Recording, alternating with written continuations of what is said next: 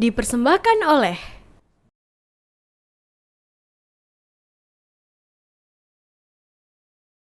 Assalamualaikum warahmatullahi wabarakatuh. Waalaikumsalam warahmatullahi wabarakatuh.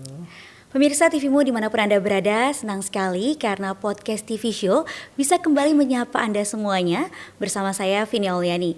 Dan kali ini saya ditemani oleh Wakil Rektor 2 Universitas Muhammadiyah Jakarta, ada Ibu Dr. Insinyur Mutmainah MM. Assalamualaikum Ibu. Waalaikumsalam warahmatullahi wabarakatuh, Mbak.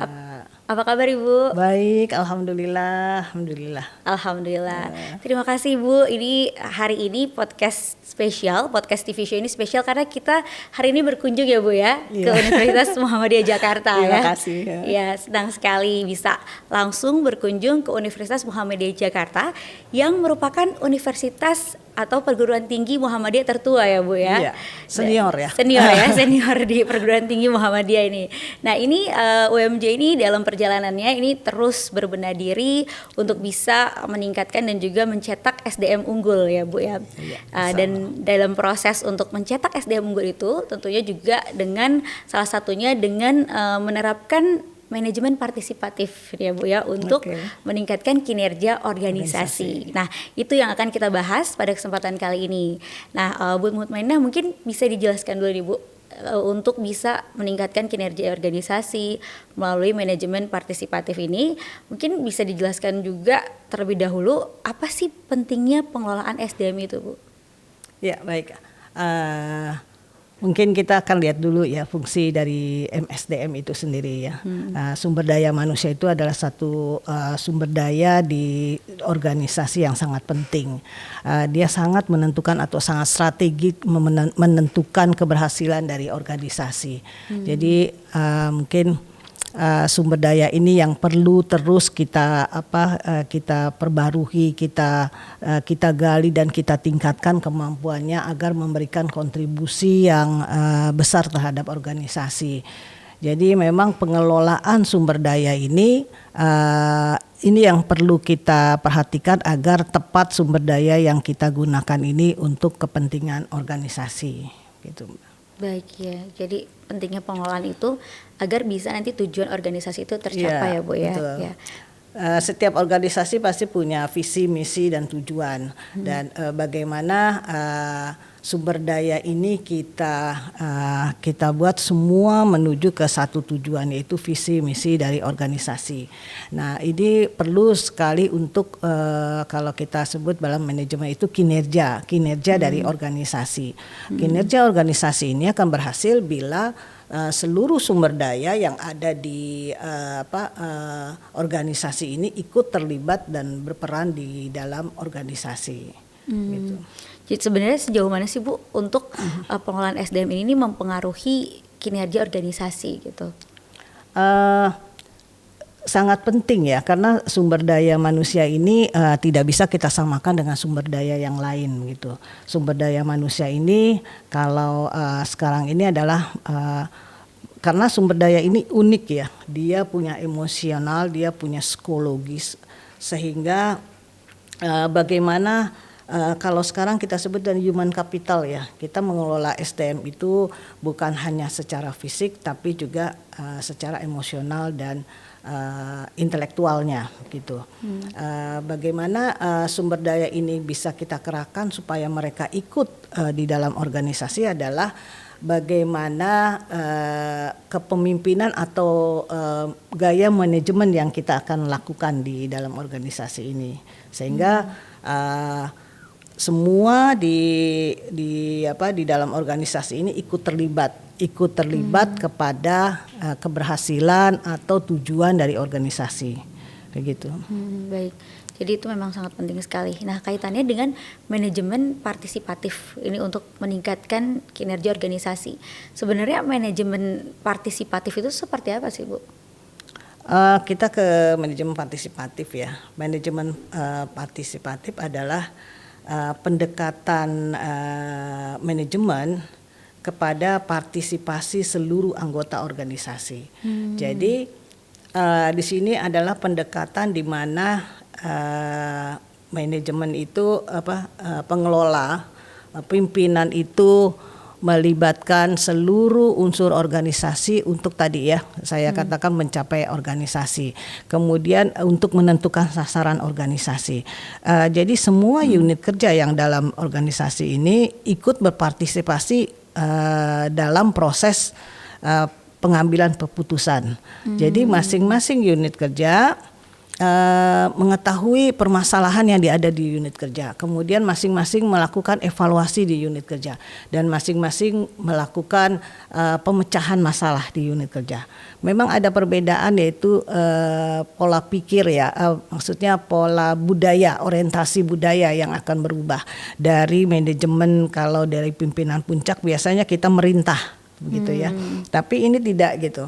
Ini adalah di mana pimpinan itu harus terbuka, harus orientasinya ke sebagai pembimbing, sebagai terbuka, kemudian memberikan kepercayaan penuh kepada karyawan untuk karyawan itu sama-sama memberikan inovasi, memberikan ide, memberikan gagasan untuk pemecahan permasalahan yang ada di organisasi. Jadi kemudian juga masing-masing juga merasa bahwa ini persoalan bersama begitu. Ini persoalan bersama.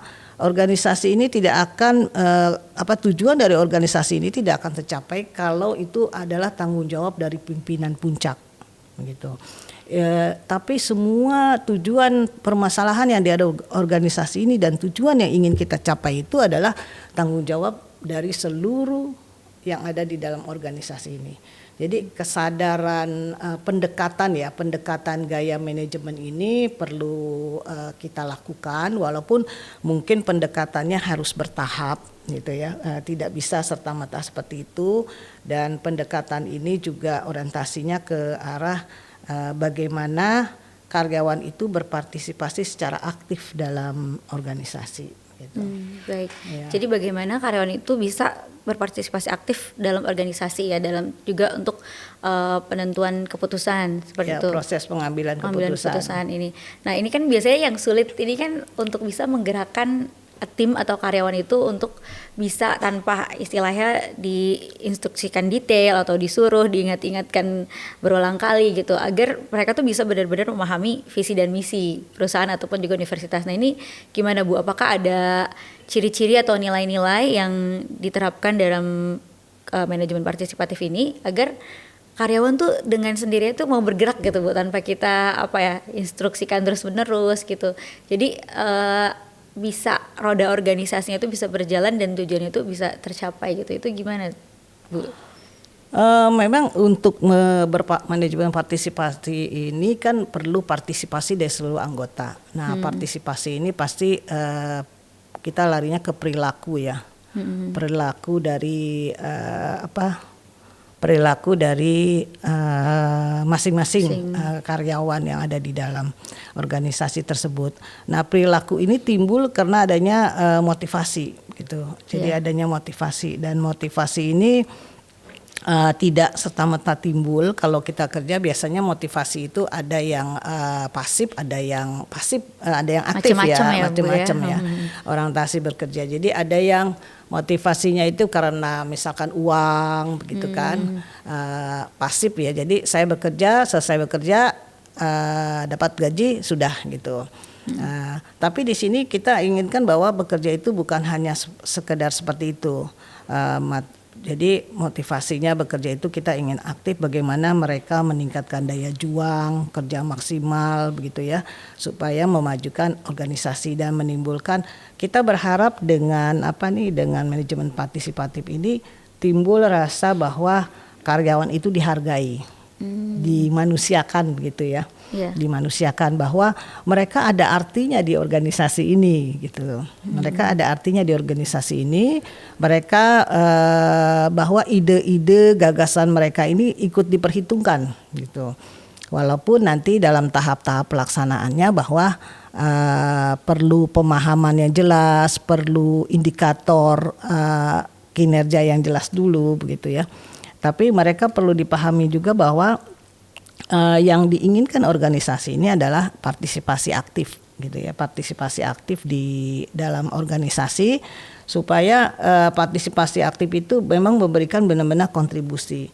Nanti kita mungkin akan membahas juga bagaimana supaya bisa menggerakkan mereka ikut berpartisipasi, tapi paling tidak nanti kita bahas mengenai mau menggerakkan itu karena adanya motivasi.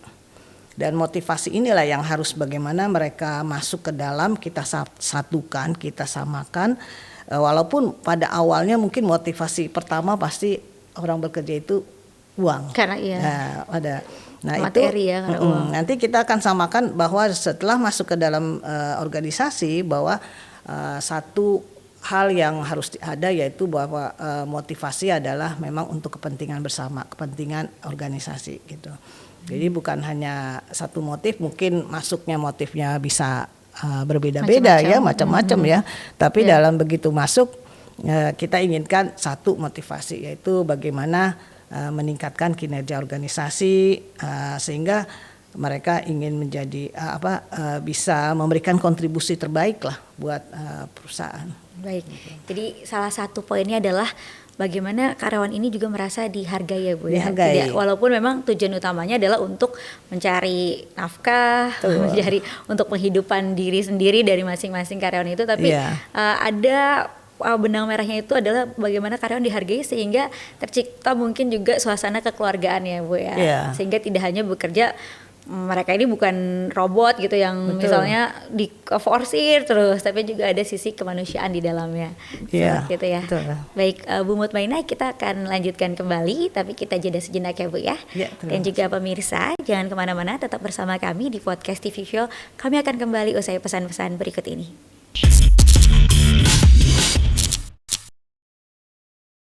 Pemirsa, kembali lagi dalam podcast TV Show. Kali ini kita membahas mengenai manajemen partisipatif untuk meningkatkan kinerja organisasi. Bersama dengan Wakil Rektor 2 Universitas Muhammadiyah Jakarta, yaitu Ibu Dr. Insinyur Mutmainah MM. Nah Bu Mutmainah, kita lanjutkan kembali Bu. Ini menarik sekali karena manajemen partisipatif ini salah satu manajemen yang baik ya Bu ya. Bagus untuk diterapkan untuk mencapai tujuan organisasi. Namun sebelumnya kita pengen tahu juga nih Bu, sebenarnya dalam manajemen kepemimpinan itu ada pola-pola manajemen seperti apa aja sih Bu? Atau pola-pola kepemimpinan apa aja sih Bu dalam manajemen organisasi gitu untuk mencapai suatu tujuan? Ya, tadi manajemen partisipatif ini memang jadi merubah orientasi atau budaya dalam kepemimpinan begitu. Jadi dari mulai kepemimpinan itu otokratik gitu ya, kemudian gaya-gayanya ya Bu ya, gaya-gayanya yang memerintah yang ya seperti raja lah ya, apa yang dikatakan benar otoriter, gitu ya, otoriter, kemudian juga kapitalisme bisa juga ya, kemudian juga kebebasan, ada yang gayanya seperti itu, mungkin ada juga yang gayanya demokrat, nah kemudian ada yang gayanya partisipatif ini. Mungkin partisipatif inilah yang kita butuhkan ya dalam misalkan dalam nanti kita akan bahas di dunia pendidikan misalkan. Tapi dengan gaya manajemen ini memang berorientasi bahwa pimpinan puncak atau menengah itu rela untuk memberikan kebebasan, bukan kebebasan ya, keinginan bahwa proses pengambilan keputusan ini di setiap unit kerja diberikan kepada unit kerja tersebut gitu. Yang terbaik untuk unit kerja tersebut. Kemudian mereka turut bahwa dalam suatu misalkan kita ingin bagaimana akreditasi kita unggul gitu ya nanti ke sana. Semua terlibat ke dalam itu, ke dalam proses itu. Apakah nanti setiap bagian ikut, bagaimana mereka mempunyai orientasi kerja ya. Jadi kerja itu bukan hanya kerja masuk selesai pulang gitu. Tapi dia juga mengukur bahwa apa yang dilakukan ini apakah ini udah sesuai dengan tujuan dari organisasi, apa yang kurang, apa yang harus diselesaikan gitu. Masing-masing merasa bahwa bukan jadi ide itu bukan dari pimpinan puncak, tapi ide itu, gagasan itu dari unit kerja. Jadi unit kerja merasa bahwa oh kami misalkan belum ada, apalagi sekarang di era sistem informasi ya, di era digital. Jadi setiap bagian harus bagaimana memudahkan cara kerja gitu ya. Bagaimana supaya orang bisa menikmati atau mendapatkan hasil kerja mereka dengan mudah begitu, ya kan? Bagaimana pimpinan atasan itu bisa mengetahui informasi juga dengan cepat, dengan mudah. Nah mereka harus berpikir misalkan sistem informasi apa yang harus kami terapkan, gitu kan? Kemudian bagaimana cara menghimpun datanya, misalkan, bagaimana supaya data itu mudah untuk dimengerti. Nah, kebutuhan data apa yang harus ada misalkan. Nah, jadi mereka sendiri yang melihat bahwa itu kebutuhan dan itu yang harus mereka lakukan, dan mereka juga yang memutuskan apa kira-kira yang harus mereka lakukan begitu. Jadi mereka bertanggung jawab bahwa ide ini, gagasan ini diperlukan oleh organisasi gitu. Baik. Ya. Tapi ini berarti bisa dibilang atau dikatakan juga model manajemen partisipatif ini yang ideal ya Bu ya? Bukan ideal sih ya, pasti tergantung pada kebutuhan ya dari organisasi ya. Mungkin kalau untuk perusahaan besar, ada beberapa perusahaan besar yang menerapkan ini gitu kan, ada juga yang tidak gitu. Memang tadi dengan gaya manajemen partisipatif ini pimpinan itu orientasinya sekarang bukan perintah tapi mendengarkan gitu ya, mendengarkan. Mendapatkan ide gagasan dari bawahan. Nah, jadi partisipasi dari karyawan itu sangat diperlukan. Akan ketahuan bahwa ada karyawan yang nggak ikut berpartisipasi, gitu. Akan ada kelihatan bahwa ada karyawan yang nggak ikut partisipasi. Kenapa dia nggak ikut? Itu akan dilihat di anggota organisasi tersebut bahwa keterlibatan mereka ada secara fisik tapi tidak secara intelektual dan emosional gitu ya. Mungkin ada datang tapi pikirannya kemana-mana gitu ya. Mengetik tapi ngetik ya sudah, habis itu pulang. Tidak ada interaksi antara kelompok, tidak ada kepedulian gitu ya. Jadi dengan manajemen partisipatif ini kita ingin mendorong ini loyalitas ya, loyalitas dari karyawan, kemudian kita juga memberikan keterbukaan, kesempatan mereka mengembangkan diri, begitu kan? Nah nanti akhirnya ke arah kenapa dia nggak berpartisipasi, begitu kan? Apakah secara lingkungan itu tidak mendukung mereka berpartisipasi? Misalkan ada yang lebih senior ya di dalam unit kerja tersebut ya, jadi yang junior ini mau mengungkapkan ide kok kayaknya segan gitu ya, risih. Nah, itu kelemahan dari salah satu partisipasi ya, maksudnya bukan kelemahan, problem yang ada di dalam partisipasi. Jadi dalam satu unit kerja ada yang lebih senior. Nah senior ini merasa bahwa ini loh pengalaman saya yang memecahkan masalah seperti ini gitu. Jadi yang junior merasa ya sudahlah kita ikut aja gitu ya. Nah ini yang harusnya bertahap ya kita lakukan, selalu bimbingan ke pimpinan di unit kerja bahwa kita dalam tahap mendengarkan dulu, kemudian merangsang bahwa karyawan atau bukan di sini bawahan ya, teman rekan kerja itu mengeluarkan ide gagasan. Iya. Nah, jadi ide gagasan itu kemudian dipahami juga bahwa tidak semua ide atau gagasan itu harus diterima atau dijalankan ya. Diterima, mereka harus bisa siap menerima itu, bahwa ternyata idenya masih kurang pas gitu ya, atau tidak sesuai nih dengan era globalisasi persaingan sekarang gitu.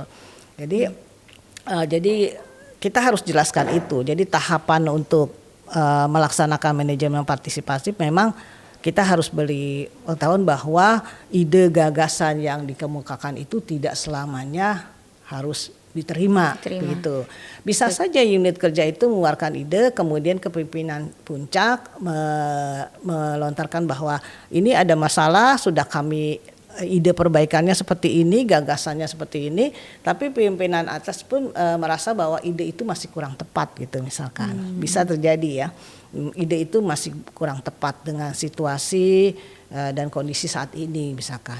Atau ide itu bukan salah, jadi pimpinan juga orientasi budayanya harus berpikir bahwa ide yang disampaikan itu bukan salah, tapi mungkin kurang tepat, kurang pas, perlu ada penambahan, perlu ada diperbaiki begitu ya. Nah akhirnya manajemen partisipatif ini di satu sisi ingin menimbulkan kepercayaan dari karyawan. Menimbulkan kepercayaan bahwa mereka dihargai gitu ya, mereka didengar gitu, mereka dimanusiakan gitu ya. Intinya seperti itu manajemen partisipatif. Baik ya, itu tadi berarti poin-poin utama dan juga poin-poin positif ya dari penerapan manajemen partisipatif ini. Tapi apa ada kendala Bu, ataupun juga mungkin sisi-sisi kekurangan nih dari manajemen partisipatif ini mungkin yang bisa juga disiasati, mungkin dari segi kepemimpinan ataupun dari hasil keputusan itu seperti apa? Kendalanya ialah bagaimana mendorong mereka berpartisipasi gitu. Ya kan? Jadi mendorong seorang itu dengan pola kerja lama, yaitu saya menyelesaikan tugas job desk gitu ya. Job desknya saya hanya begini. Ya udah saya lakukan ini gitu, tanpa memperdulikan apakah unit kerja ini atau organisasi ini punya tujuan begitu. Jadi kendalanya bagaimana membuat mereka berpartisipasi. Dan bagaimana unit kerja itu, masing-masing unit kerja ya, mengetahui sangat sensitif terhadap masalah, sensitif terhadap kebutuhan pelanggan ya. Kalau dalam hal ini pelanggan dalam arti misalkan bagian SDM atau SDI ya di sini ya, itu yang merasakan adalah bukan hanya karyawan tendik ya, tenaga pendidik, tapi juga dosen misalkan. Jadi bagaimana pelayanan mereka itu dirasakan oleh semua orang, tendik dan dosen misalkan. Atau bagian keuangan, bukan hanya mereka saja yang bekerja selesai kerja selesai gitu, tanggung jawabnya sama atasan, tapi yang merasakan layanan mereka adalah tendik, dosen, juga mahasiswa begitu kan. Jadi itu yang harus mereka sadari, bahwa pekerjaan mereka itu dirasakan oleh pelanggan kita, yaitu pelanggan internal maupun pelanggan eksternal gitu ya, mahasiswa dalam hal ini. Nah itu yang harus tahapan, karenanya manajemen partisipatif ini perlu tahapan. Tadi perlu tahapan, tidak langsung dijalankan, tapi melalui satu proses pengertian, proses sosialisasi, proses merangsang, mengajak mereka untuk bertanggung jawab, untuk mengetahui visi misi dari organisasi. Bagaimana juga proses pembinaan ini ya, kalau ada bilang manajemen kalbu ya. Manajemen pendekatan ke situ ya, ke emosional, ke kalbu. Jadi bahwa pekerjaan ini adalah ibadah, pekerjaan ini adalah tanggung jawab gitu, pekerjaan ini adalah harga diri. Nah, itu yang terus-menerus harus kita sampaikan sebelum akhirnya kita putuskan ayo kita lakukan manajemen partisipatif ini ke organisasi. Ini menarik sekali. Nah, kita juga ingin mengetahui bagaimana nih penerapan manajemen partisipatif ini di UMJ, dan juga tips-tipsnya nih agar bisa berjalan efektif nih Bu. Tapi simpen dulu ya Bu jawabannya. Biar pemirsa juga penasaran. Jangan kemana-mana, kita akan lanjutkan lagi usai jeda berikut ini. Terima kasih pemirsa TVMU dimanapun Anda berada, masih bersama kami dalam podcast TV Show.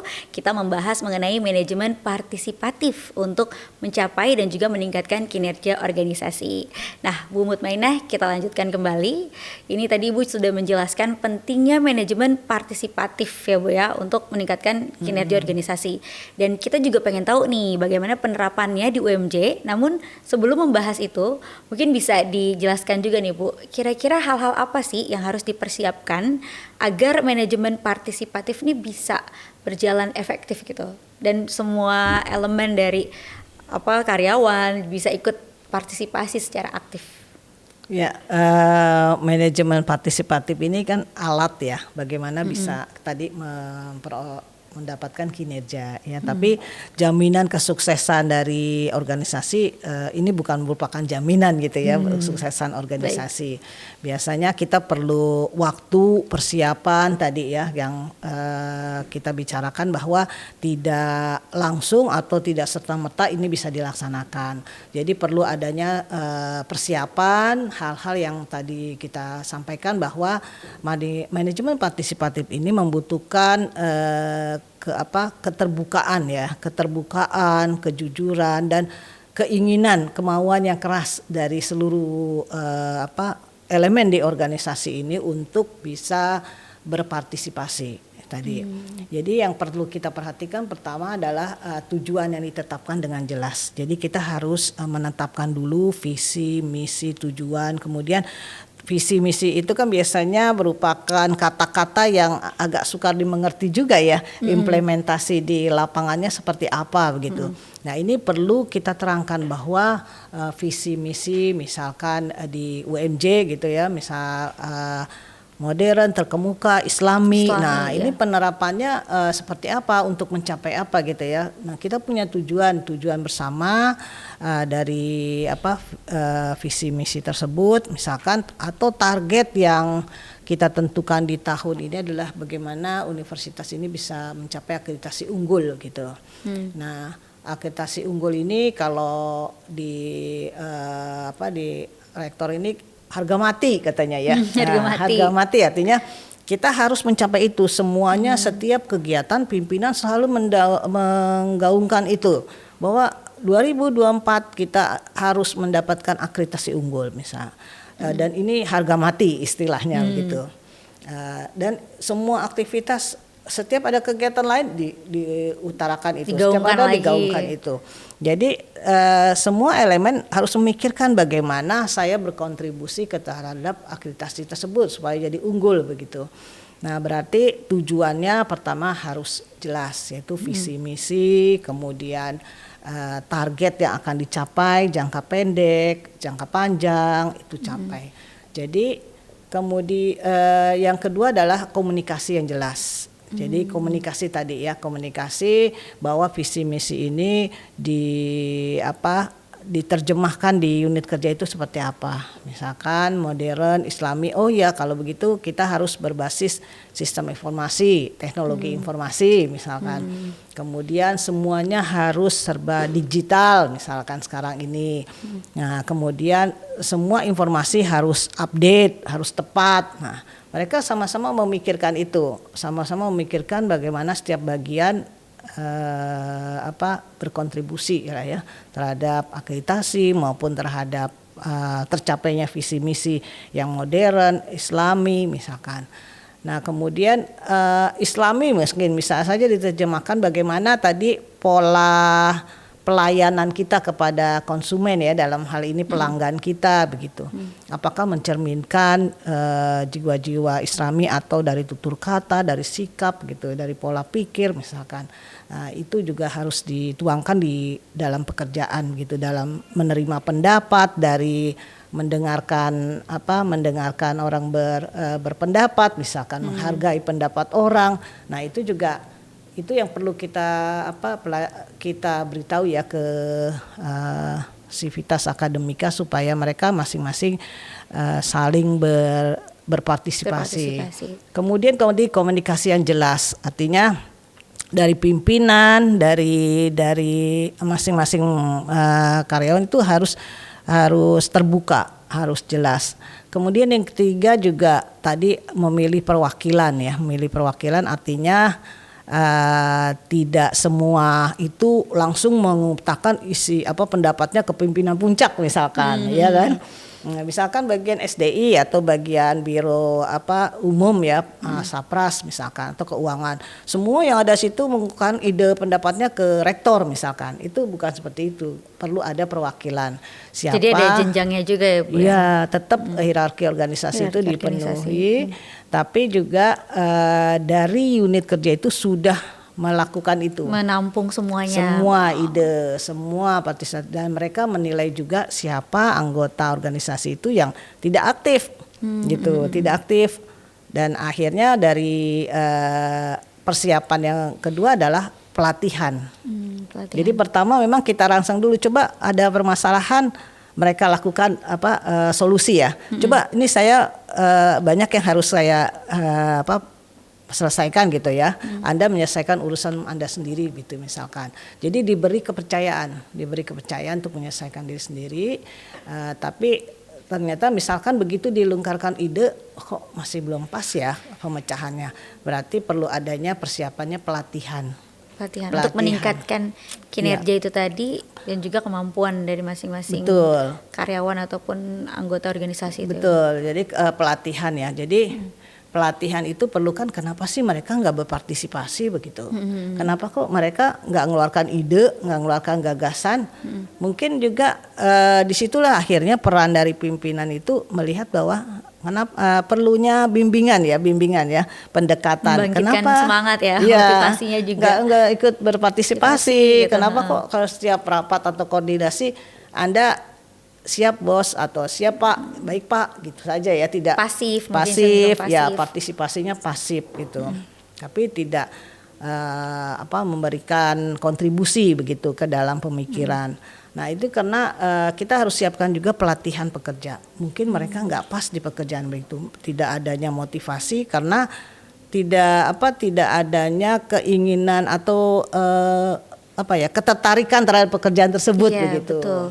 Karena ketertarikannya kurang, sehingga mungkin dulu itu perlu manajemen ada karyawan, ada bagian yang kurang karyawan, udah dimasukkan aja, gitu kan, tidak melihat dari latar belakang pendidikan, kemampuan, pengalaman misalkan, atau juga secara emosional juga kita tidak lihat. Yang penting Anda kerja, menyelesaikan mungkin kerja. Kurang tepat gitu ya. Kurang tepat. Diposisikannya tempat tersebut gitu. Betul. Jadi memang nanti pas awal kita melakukan manajemen partisipatif, kita harus melakukan pelatihan dari pekerja bahwa mereka harus siap memberikan ide, gagasan.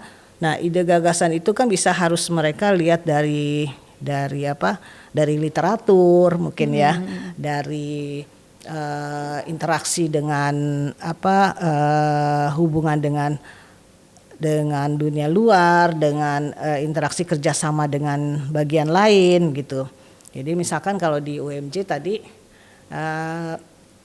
masing-masing bagian, misalkan unit kerja di misalkan keuangan, ingin bagaimana pengelolaan keuangan ini lebih transparan, terbuka, kemudian lebih cepat begitu ya.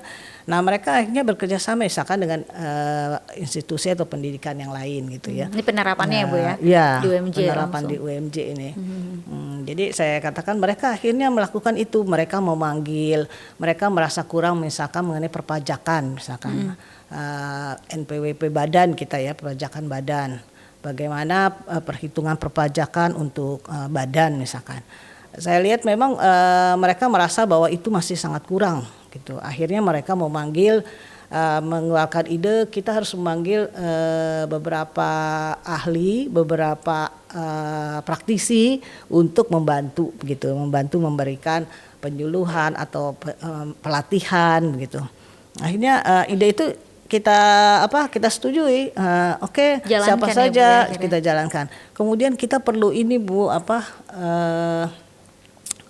studi banding ke perguruan tinggi lain untuk melihat sejauh mana pelaksanaan itu, bagaimana mereka melakukan pemotongan perpajakan misalkan. Nah itu kita setujui. Jadi ide-ide itu bahwa, tapi kita kasih target bahwa tahun ini soal perpajakan harus beres, harus benar misalkan. Nah target itulah akhirnya mereka terjemahkan, oh ya kami masih kurang, kami perlu pengetahuan, perlu pelatihan, perlu penambahan ilmu begitu mengenai itu. Kemudian bagaimana dengan cara sistem informasi yang dipakai seperti apa di tempat lain misalkan. Nah akhirnya ide-ide itu disampaikan, studi banding Bu, di tempat yang lain itu dilakukan sistem informasinya mengenai perpajakan, mengenai laporan keuangan menggunakan satu sistem informasi misalkan. Nah itu akhirnya kita setuju bahwa coba kita lihat dari segi biayanya ya, apakah memang ini sangat signifikan. Tapi dengan era persaingan saat ini dengan digital, saya rasa itu memang harus ya, sistem informasi. Tapi itu kesadaran tuh dari unit kerja, dari bagian keuangan misalkan. Mereka sadar sekali bahwa kita masih kurang. Kemudian laporan keuangan tidak bisa bila pimpinan ingin menanyakan, pimpinan harus menanyakan dulu ya mengenai misalkan kondisi keuangan, tapi pimpinan belum bisa melihat secara real langsung ya. Misalkan. Nah akhirnya kita lakukanlah perbaikan dari sistem informasi gitu ya, kemudian perbaikan dari kinerja mereka, teknologi gitu. Akhirnya dengan itu maka partisipasi dari pekerja itu meningkat ya. Mereka ikut pelatihan, mereka ikut turut ke studi banding, melihat kampus lain bahwa yang kita rasakan udah benar ternyata masih banyak yang kurang gitu. Ya, masih banyak perlu perbaikan. Nah, itu yang kita lakukan di UMJ ini ya. Setiap bagian kita dorong untuk memecahkan masalah. Bagaimana supaya tepat dalam menyelesaikannya. Baik, ya. Jadi bagian-bagian dari unit UMJ ini juga mereka merasa berkembang ya Bu ya, dengan diterapkannya manajemen partisipatif ini mereka merasa berkembang dan juga diapresiasi. Betul. Karena ternyata pendapat mereka nih ditampung loh, diakomodir loh, dan dijadikan sebagai salah satu pemecahan masalah. Dan merasa kan di situ berarti ada peran serta dan ternyata dibangkitkan kesadaran juga kalau peran saya ini ternyata berarti penting ya dalam kemajuan UMJ ini, Universitas Muhammadiyah Jakarta ini. Seperti itu. Ini menarik sekali. Namun Bu Mutmainah, kita jeda sejenak kembali ya Bu ya. Siap. Dan juga pemirsa, kita jeda sejenak terlebih dahulu. Kita saksikan dulu pesan-pesan berikut ini. Pemirsa, terima kasih masih bersama kami dalam podcast TV Show membahas mengenai manajemen partisipatif untuk meningkatkan kinerja organisasi. Baik Bu Mutmainah, kita lanjutkan kembali. Ini menarik sekali di mana manajemen partisipatif ini begitu besar pengaruhnya untuk bisa mencapai tujuan organisasi. Tadi Ibu juga sudah menjelaskan contoh-contoh penerapannya ya Bu di UMJ dalam bidang keuangan juga. Nah ini mungkin bisa lebih dijelaskan lagi nih Bu dalam untuk meraih akreditasi unggul, karena kan tadi kan selalu digaungkan ya dari pimpinan teratas dalam hal ini Pak Rektor, begitu kita harus mencapai akreditasi unggul dalam artian ini harga mati seperti itu. Nah ini penerapannya mungkin bisa dijelaskan lagi Bu, seperti apa nih Bu detailnya untuk melibatkan semua elemen dari organisasi UMJ ini? Ya baik. Akreditasi institusi unggul ini kan sudah tadi ya harga mati ya, dan itu harus didukung oleh semua sivitas di UMJ ini. Jadi dari tingkatan kecil yaitu prodi, program studi, karena ada persyaratan program studi itu harus 30% terakreditasi A. Gitu. Jadi itulah salah satu syarat institusi akreditasi institusi bisa A atau bisa unggul. Sekarang ini unggul ya.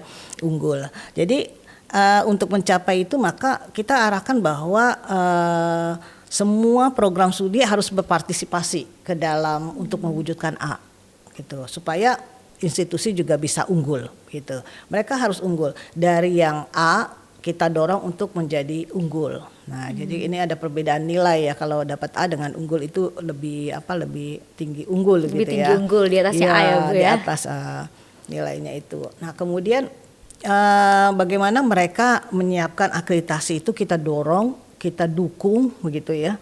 Kita buat mereka itu bisa baik itu sumber daya dari prodi itu berupa dosen. Jadi dosen itu juga kita libatkan ke dalam partisipasi membantu untuk mengurus akreditasi ini. Jadi orientasi tadi kita bahas lebih banyak ke tendik ya, ke karyawan ya, tapi ke dosen karena di perguruan tinggi ini bukan hanya SDM itu karyawan tapi juga ada dosen.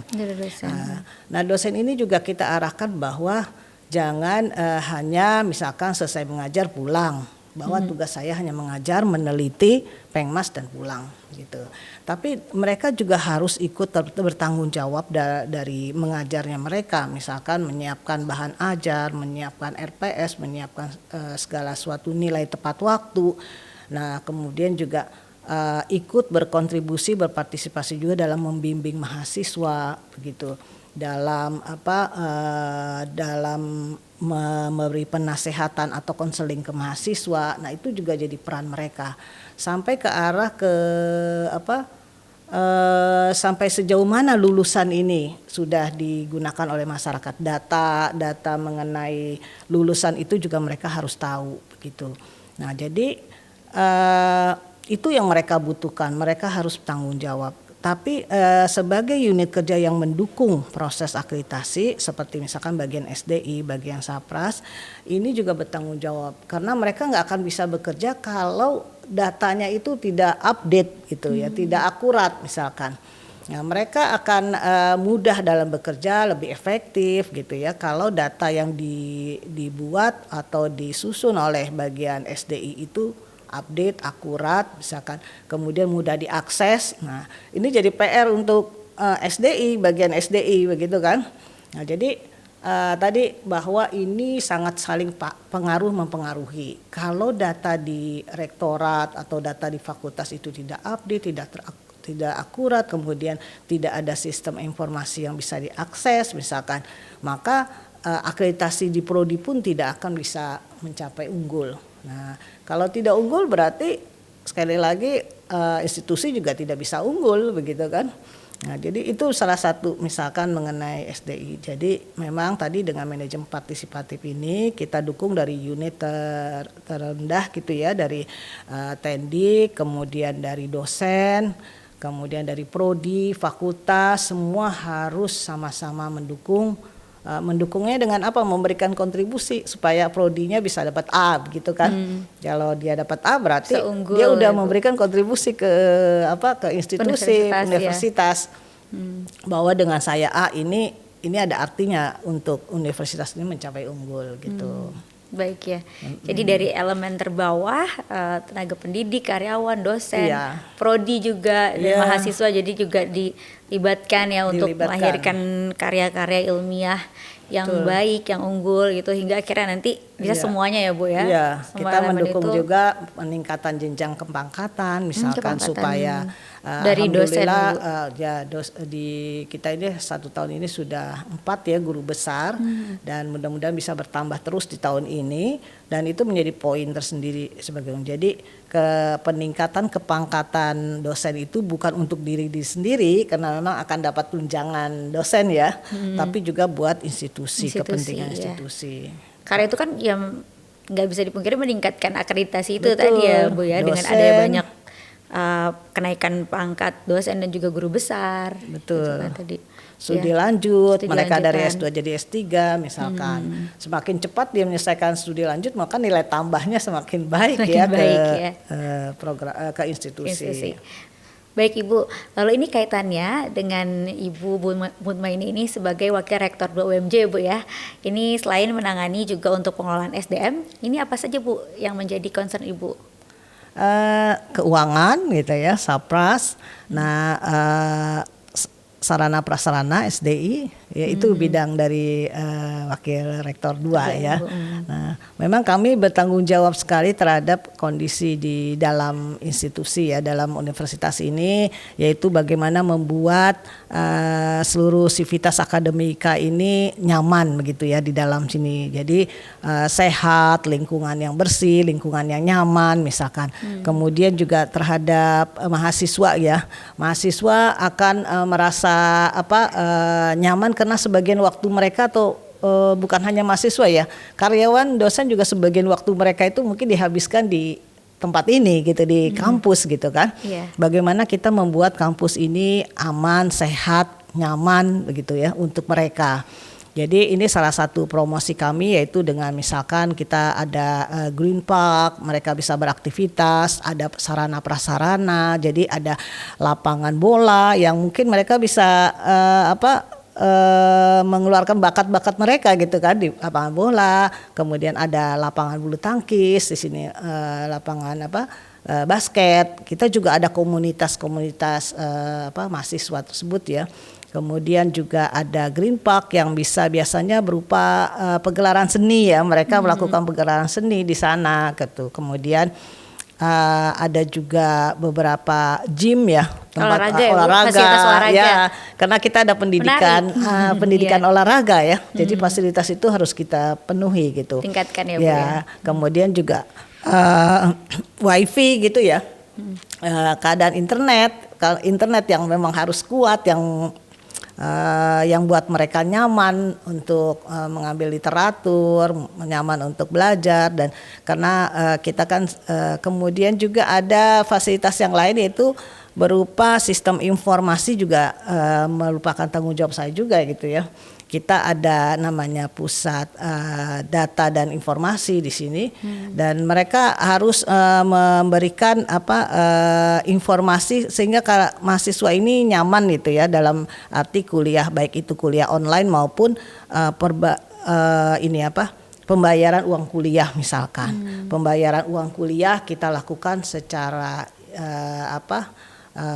bisa tidak melalui e-commerce ya, jadi melalui bisa Shopee Pay gitu misalkan, Tokopedia, jadi lebih mudah ya Bu ya. Jadi lebih mudah. Orang tua juga akan bisa melihat di sistem informasi kita berapa tagihan dari biaya perkuliahan, berapa yang harus dibayar oleh orang tua, itu bisa mengakses gitu. Kemudian jadi dengan pembayaran dengan online begitu ya, itu akan membuat juga nyaman, aman, selamat gitu kan, tidak usah bawa uang cash. Kami sangat tidak merekomendasi pembayaran dengan uang cash. Kemudian kami juga di sini pembayaran bisa dicicil gitu ya, sehingga penyicilan itu kemampuan dari orang tua juga bisa kita sesuaikan gitu. Kemudian beasiswa yang kami tawarkan juga cukup banyak begitu. Ada beasiswa kader perserikatan, kemudian beasiswa dari orang tua yang aktif di Perserikatan Muhammadiyah, atau juga beasiswa berprestasi. Beasiswa ada yang hafiz misalkan, baik itu dari 30 juz, 20 juz, 10 juz pun tetap kita hargai beasiswa itu. Jadi kemudian ada beasiswa dari KIP ya, pemerintah ini cukup banyak. KIP, kemudian beberapa beasiswa lain juga kami tawarkan agar potongan berupa potongan uang kuliah, atau ada yang sampai 75% potongan uang kuliah kita juga berikan gitu. Jadi harapan kami supaya calon-calon mahasiswa ini ayo ke UMJ untuk bisa kita bergabung gitu ya, menjadi peserta didik atau menjadi intelektual muslim yang berakhlak mulia begitu. Baik, luar biasa sekali Bu Mutmainah. Jadi itu dia tadi salah satu tujuan juga ya, agar bisa mencetak intelektual muslim yang berakhlak mulia, dan betapa sudah banyak sekali perkembangan baik dari segi sarana dan juga prasarana yang menunjang perkuliahan di UMJ ini, dan juga tentunya untuk meningkatkan sistem informasi, sarana tadi yang memadai, dan fasilitas wifi terutama saat ini ya Bu, dimana semuanya sekarang serba online ya, dan juga untuk peningkatan kinerjanya itu tadi, kinerja organisasi UMJ dengan manajemen partisipatif tadi ya. Mungkin terakhir ini Bu, sebelum kita mengakhiri perjumpaan kita ini, bisa sedikit memberikan pesan-pesan ataupun juga kesimpulan terkait manajemen partisipatif untuk meningkatkan kinerja organisasi dan juga UMJ ini secara keseluruhan. Jadi manajemen partisipatif ini adalah mendorong organisasi untuk melibatkan karyawan, pendekatan manajemen dengan pelibatan karyawan secara aktif. Karyawan kita ajak untuk berkontribusi secara aktif dalam pencapaian tujuan organisasi. Jadi itu yang kita inginkan. Nah, hasilnya adalah kinerja. Kinerja adalah sesuatu yang dia dihasilkan dalam pekerjaan itu. Kinerja ini sesuai dengan tujuan yang ingin dicapai.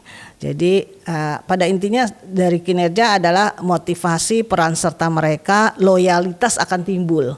Begitu mereka berperan, maka timbullah loyalitas. Nah, loyalitas artinya kesetiaan dari karyawan, tendik, dosen terhadap institusi, supaya institusi ini menjadi lebih maju dan siap untuk bersaing di era globalisasi gitu. Baik, terima kasih banyak Bu Mutmainah atas penjelasan dan juga informasinya yang diberikan. Ini benar-benar padat dan juga memberikan pencerahan nih Bu ya, Insya Allah untuk semua pemirsa TVMU yang nonton acara ini. Sekali lagi terima kasih Ibu. Sama-sama Mbak. Baik ya. Dan pemirsa, kami juga ucapkan terima kasih karena telah menyaksikan acara ini dari awal hingga akhir. Namun tidak terasa karena saat ini kita harus mengakhiri ya Bu ya. Harus berpisah terlebih dahulu. Untuk itu saya Vini Auliani beserta juga dengan Ibu Mutmainah dan seluruh kerabat kerja yang bertugas, kami pamit undur diri dulu pemirsa. Sampai jumpa di lain kesempatan. Akhir kata, billahi taufiq wal hidayah, nasrun minallah wa fatun qarib. Wassalamualaikum warahmatullahi wabarakatuh. Waalaikumsalam.